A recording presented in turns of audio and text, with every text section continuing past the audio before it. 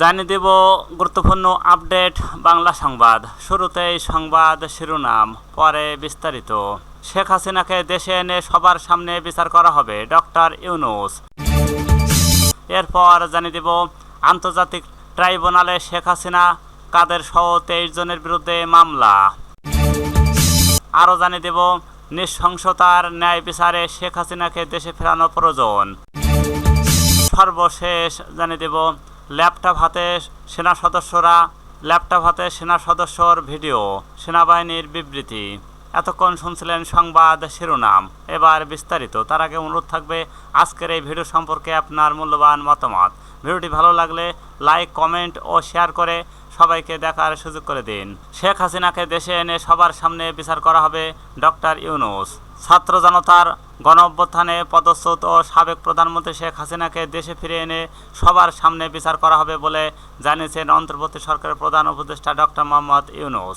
সম্প্রতি ভারতীয় সংবাদ সংস্থা পিটিআইকে দেওয়া এক সাক্ষাৎকারে তিনি এসব কথা বলেন। প্রধান উপদেষ্টা বলছেন, সাবেক প্রধানমন্ত্রী ভারতে বসে যে রাজনৈতিক বক্তব্য দিচ্ছেন তাই একটি অবন্ধুসুলভ আচরণ। যতক্ষণ পর্যন্ত ঢাকা ভারতের কাছে শেখ হাসিনার প্রত্যাবর্তনের অনুরোধ না করছে ততক্ষণ পর্যন্ত তাকে অবশ্যই চুপ থাকতে হবে। ডক্টর মোহাম্মদ ইউনূস বলছেন, যদি বাংলাদেশ সরকার তাকে শেখ হাসিনা ফেরত না দেওয়া পর্যন্ত ভারত তাকে রাখতে চায় তবে অবশ্যই তাকে চুপ থাকতে হবে। শেখ হাসিনার ভারতে অবস্থান করাতে কেউই স্বাচ্ছন্দ্য বোধ করছে না উল্লেখ করে অন্তর্বর্তী সরকার প্রধান বলেন, ভারতে তার অবস্থানের কারণেই কেউ স্বাচ্ছন্দ্য করছে না, কারণ তিনি ভারতে আছেন এবং মাঝে মধ্যেই কথা বলছে, যা সমস্যাজনক। তিনি যদি চুপ থাকতেন, সেখানে নিজের জগতে ডুবে থাকতেন, তবে আমরা হয়তো ভুলে যেতাম, মানুষ হয়তো তাকে ভুলে যেত। কিন্তু ভারতে বসে তিনি কথা বলছে, এটা কেউ পছন্দ করছে না। আমরা তাকে ফিরিয়ে এনে বিচারের মুখোমুখি করতে চাই। গত 13 আগস্ট শেখ হাসিনা ভারতে বসে বক্তব্য দেন এবং দেশে যে সহিংসতা, হত্যা, ভাঙচুর হয়েছে তার সঙ্গে জড়িতদের নিশ্চিহ্ন করে বিচার দাবি করেন। বিষয়টিকে ইঙ্গিত করে ডক্টর ইউনূস বলেন, এটি না আমাদের জন্য ভালো আর না ভারতের জন্য ভালো। বিষয়টি নিয়ে অস্বস্তি আছে। শেখ হাসিনার কথা বলার বিষয়টি নিয়ে বাংলাদেশ ভারতকে তার অবস্থান জানিয়ে কি না জানতে চাইলে প্রধান উপদেষ্টা বলেন, মৌখিকভাবে এবং বেশ দৃঢ়ভাবে ভারতকে জানানো হয়েছে যে তার চুপ থাকা উচিত। ডক্টর ইউনূস বলেন, সবাই এটা বোঝে, আমরা বেশ দৃঢ়ভাবে বলেছি যে তার চুপ থাকা উচিত। এটি আমাদের সঙ্গে বন্ধুহীন আচরণ। তাকে সেখানে আশ্রয় দেওয়া হয়েছে এবং সেখানে থেকে তিনি প্রচারণা চালাচ্ছেন। তিনি যে স্বাভাবিক নিয়মে সেখানে গেছেন তা নয়, জনগণের অভ্যর্থনে জনরোষের মুখে তিনি পালিয়ে গেছেন। আন্তর্জাতিক ট্রাইব্যুনালে শেখ হাসিনা, কাদের সহ 23 জনের বিরুদ্ধে মামলা। সাবেক প্রধানমন্ত্রী আওয়ামী লীগ সভাপতি শেখ হাসিনা, দলের সাধারণ সম্পাদক ওবায়দুল কাদের, সাবেক স্বরাষ্ট্রমন্ত্রী আসাদুজ্জামান খান কামাল, সাবেক আইনমন্ত্রী আনিসুল হক 23 জনের নাম উল্লেখ করে আন্তর্জাতিক অপরাধ ট্রাইব্যুনালে মামলা হয়েছে। বুধবার 5 সেপ্টেম্বর ট্রাইব্যুনালে এই মামলা দায়ের করা হয়। মামলায় অজ্ঞাতনামা আরও কিছু ব্যক্তির বিরুদ্ধে অভিযোগ আনা হয়েছে। নৃশংসতার ন্যায় বিচারে শেখ হাসিনাকে দেশে ফেরানো প্রয়োজন। গত সরকারের আমলে ঘটে যাওয়া নৃশংসতার ন্যায় বিচারে শেখ হাসিনাকে দেশে ফেরানো প্রয়োজন বলে মন্তব্য করেছেন অন্তর্বর্তী সরকারের প্রধান উপদেষ্টা ডক্টর মোহাম্মদ ইউনূস। বৃহস্পতিবার 5 সেপ্টেম্বর ভারতের রাষ্ট্রীয় সংবাদ মাধ্যম প্রেস ট্রাস্ট অব ইন্ডিয়ার পিটিআই প্রকাশিত এক সাক্ষাৎকারে তিনি এইসব মন্তব্য করেন। ক্ষমতা গ্রহণের পর প্রথমবারের মতো তিনি কোনো বিদেশি এবং ভারতীয় গণমাধ্যমকে সাক্ষাৎকার দিলেন। ছাত্র জনতার অভ্যুত্থানের পর পদত্যাগ করে দেশ ছেড়ে ভারতে অবস্থান করেছেন সাবেক প্রধানমন্ত্রী শেখ হাসিনা ও তার বোন শেখ রেহেনা।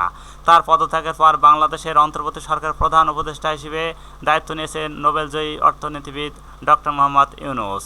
সংবাদ মাধ্যমটি পিটিআইকে দেওয়া এক সাক্ষাৎকারে তিনি বলেন, সাবেক প্রধানমন্ত্রী শেখ হাসিনাকে ভারত রেখে দিতে চাইলে তাকে চুপ থাকতে হবে। যতক্ষণ না বাংলাদেশ তাকে ফেরত চায় ততক্ষণ 13 আগস্ট শেখ হাসিনার দেওয়া রাজনৈতিক বিবৃতির পরিপ্রেক্ষিতে এই মন্তব্য করেছেন অন্তর্বর্তী সরকার প্রধান। তিনি শেখ হাসিনার ওই মন্তব্যকে অবন্ধুসুলভ বলেও উল্লেখ করেন। ল্যাপটপ হাতে সেনা সদস্যর ভিডিও, সেনাবাহিনীর বিবৃতি। সংসদ ভবন এলাকা থেকে সেনা সদস্য কর্তৃক ল্যাপটপ জমাকরণে ভুল বোঝাবুঝি বিষয়ে সামাজিক যোগাযোগ মাধ্যমে প্রকাশিত ভিডিও প্রসঙ্গে অবস্থান ব্যক্ত করেছেন বাংলাদেশ সেনাবাহিনী। বৃহস্পতিবার 5 সেপ্টেম্বর বিকেলে 4:30টার দিকে বাংলাদেশ সেনাবাহিনীর ভেরিফাইড ফেসবুক পেজে দেওয়া এক সংবাদ বিজ্ঞপ্তিতে এই তথ্য জানানো হয়। বিজ্ঞপ্তিতে বলা হয়, গত 5 আগস্ট উদ্ভূত পরিস্থিতিতে সংসদ ভবনের বিভিন্ন সম্পদ লুটপাটের ঘটনা ঘটে। পরে সচেতন নাগরিকগণ হারানো রাষ্ট্রীয় সম্পদ কিছু অংশ ওই দিনই উদ্ধারপূর্বক সেনাবাহিনীর নিকট হস্তান্তর করেন। উল্লেখ্য, সম্প্রতি সামাজিক যোগাযোগের মাধ্যমে ব্যাকগ্রাউন্ড ভয়েস সংযোজিত একটি ভিডিওতে সংসদ ভবন এলাকায় ল্যাপটপ হাতে হাসি মুখে হেঁটে যাওয়া একজন সেনা সদস্যর ভিডিও ছড়িয়ে পড়ে। ভিডিওর ব্যাকগ্রাউন্ড ভয়েসে দুটি ল্যাপটপ সেনা সদস্য কর্তৃক অবৈধভাবে আত্মসাৎ করা হয়েছে বলে দাবি করে উক্ত সেনা সদস্য এবং সেনাবাহিনীর ভাবমূর্তি ক্ষুণ্ণ করার অপচেষ্টা করা হয়। মূলত 5 আগস্ট সেনা সদস্যের একটি ল্যাপটপ ও একটি স্ক্যানার কতিপয় সচেতন নাগরিক কর্তৃক হস্তান্তর করা হয়। পরে ওই সেনা সদস্য নিকট সেনা ক্যাম্পাসে তা জমা করেন। পরবর্তীতে উদ্ধারকৃত অন্যান্য সামগ্রীর সঙ্গে ল্যাপটপ ও স্ক্যানার জাতীয় সংসদ ভবনের সার্জেন্ট অ্যান্ড আর্মসের নিকট হস্তান্তর করা হয়। সামাজিক যোগাযোগের মাধ্যমে দেশপ্রিয় পেশাদার সেনাবাহিনী সংক্রান্ত এই ধরনের বিভ্রান্ত সংবাদ প্রচারের মাধ্যমে জনগণের নিকট বাংলাদেশ সেনাবাহিনীর গৌরবোজ্জ্বল ভাবমূর্তিকে ক্ষুণ্ণ করার অপচেষ্টা অত্যন্ত নিন্দনীয় বলে জানিয়েছেন বাংলাদেশ সেনাবাহিনী।